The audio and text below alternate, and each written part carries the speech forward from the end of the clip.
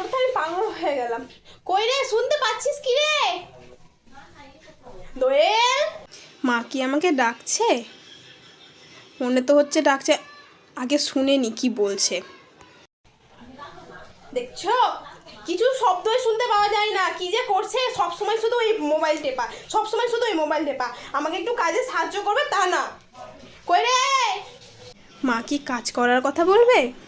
করছে, ছাদে যা তো একটু, ছাদ থেকে কাপড়গুলো নিয়ে আয়।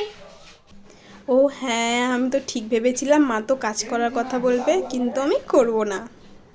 চালা শব্দ নাই কেন? কি করছে দেখে আসি তো আগে। আমি ঘুমিয়ে গেছি মা।